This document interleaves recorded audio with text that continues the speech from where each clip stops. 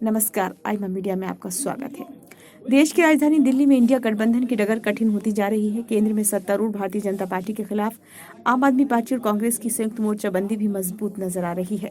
यहाँ की 7 सीटों में से देश की सबसे पुरानी पार्टी कांग्रेस जहाँ 3 सीटों पर ही लड़ रही है, वहीं सबसे नई पार्टी आप 4 सीटों पर मैदान में है। लेकिन दोनों ही पार्टियों में आपसी तालमेल नहीं दिख रहा। रामलीला मैदान की रैली को छोड़ दें तो दोनों ही पार्टियों के नेता अब तक कहीं भी मैदान में एक साथ नजर नहीं आए हैं। इसका फायदा भारतीय जनता पार्टी को साफ तौर पर मिलता दिख रहा है। दिल्ली में आम आदमी पार्टी और कांग्रेस भले ही मिलकर चुनावी अखाड़े में उतरे हों, लेकिन लगता नहीं कि दोनों ही दलों के जमीनी कार्यकर्ताओं के दिल मिल गए हैं। वैसे कांग्रेस में भी अंदरूनी कलह खूब दिख रही है। आम आदमी पार्टी का उभार कांग्रेस के करप्शन के खिलाफ ही हुआ था।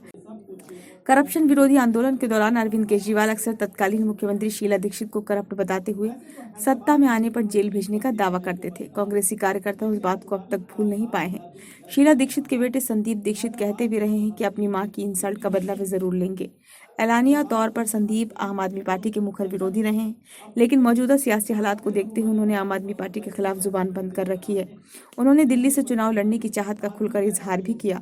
उनकी नजरें कांग्रेस के हिस्से में आई उत्तर पूर्वी दिल्ली की सीट पर थी, जहां से भारतीय जनता पार्टी के मनोज तिवारी तीसरी बार किस्मत आजमा रहे हैं।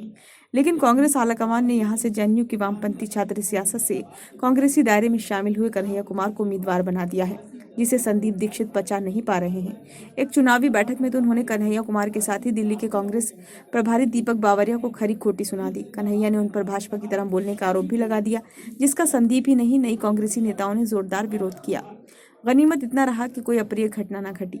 उत्तर पश्चिमी दिल्ली से कांग्रेस ने जिस उदित राज को अपना उम्मीदवार बनाया है, वे 2014 में भारतीय जनता पार्टी के टिकट पर दिल्ली से ही सांसद बने थे। ये बात और है कि अगली बार उनका टिकट कट गया तो वो बागी बन गए और बाद में कांग्रेस में शामिल हो गए। उदित राज को भी कांग्रेस के अंदरूनी हलके में खुलकर बाहरी उम्मीदवार बोला जा रहा है। उनके उम्मीदवारों को कांग्रेसी ही नहीं बचा पा रहे हैं, उनके बड़बोलेपन से भी कांग्रेसी परेशान है। दिल्ली के चुनाव में इंडिया गठबंधन के सामने 2 तरह की चुनौतियां हैं। पहली चुनौती आप और कांग्रेस के बीच जमीनी स्तर पर तालमेल और सहयोग को लेकर है, तो दूसरी चुनौती कांग्रेस का अपना अंदरूनी संकट है। कांग्रेस के अंदरूनी संकट का ही नतीजा है कि कन्हैया कुमार और उदित राज कांग्रेसी हल्के को स्वीकार्य नहीं हो पा रहे हैं। दोनों नेताओं में एक समानता ये भी है कि दोनों की इमेज अतिवादी विचारों की है। पारंपरिक कांग्रेसी नेताओं को लगता है कि इनकी इस इमेज के चलते इनके लिए समर्थन जुटाना आसान नहीं होगा। कन्हैया कुमार के जेएनयू छात्र संघ अध्यक्ष रहते हुए ही देश के टुकड़े होंगे वाली नारेबाजी हुई थी। कांग्रेसी नेताओं को लगता है कि कन्हैया कुमार इन नारे की इमेज इतने गहरे तक अंकित हो चुकी है, उनके लिए वोट हासिल कर पाना आसान नहीं होगा।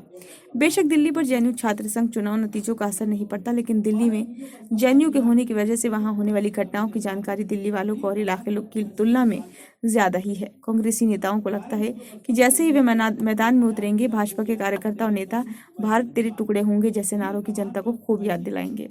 प्रचार में उतरे कांग्रेसी नेताओं के लिए इसका बचाव करना आसान नहीं है।